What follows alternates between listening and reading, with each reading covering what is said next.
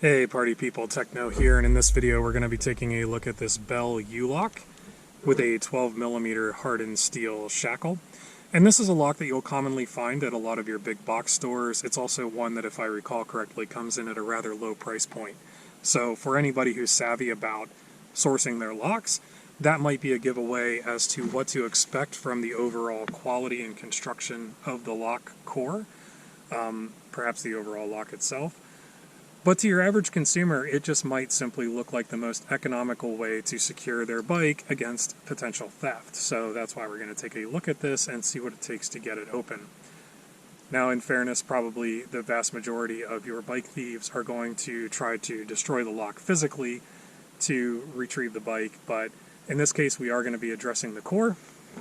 And what we have is a 5-pin dimple core. And based on the key itself, and maybe the lock face, if you can see that, I'm not sure if you can make it out, we actually don't have any warding in this dimple core. So that presents an issue immediately in terms of granting a lot of real estate to a potential attacker for manipulating the pins in that lock and opening it up. And we're going to see what that looks like right now. So to try and open this, I'm going to use one of the Sparrow's heavy bars. It fits perfectly in the lock face here, as well as one of the Sparrow's Black Flag dimple picks. So I'm going to position this tensioner to be as parallel to the pins as possible so that I can use it to index my pick, and we'll go ahead and get started. Alright.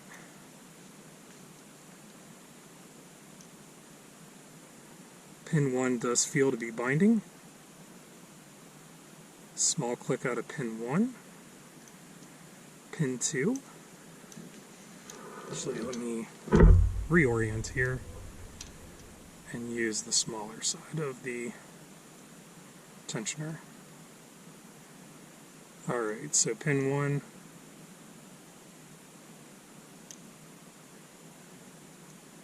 small click out of pin 1, pin 2 is binding, slight click out of pin 2, pin 3, nice click out of pin 3, and I felt the core move. Pin 4. Perhaps a click out of pin 4 there. Pin 5, binding. Nice click out of pin... Actually, so that was pin 4. I must have been on 2 twice, and now a click out of pin 5. So despite my inability to count the pins, we open this up rather quickly.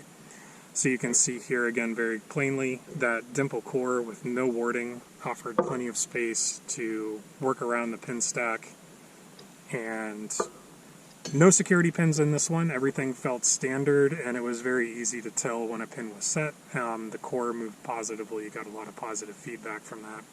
So as far as the core goes here, really not up to snuff. If you were trying to protect a bike of any value, especially in a area of high risk of theft, I would be looking for another solution beyond this Bell 12mm hardened steel U-lock. In any case, thank you very much for watching, everybody. I truly appreciate it, and until next time, take care. I will talk to you later.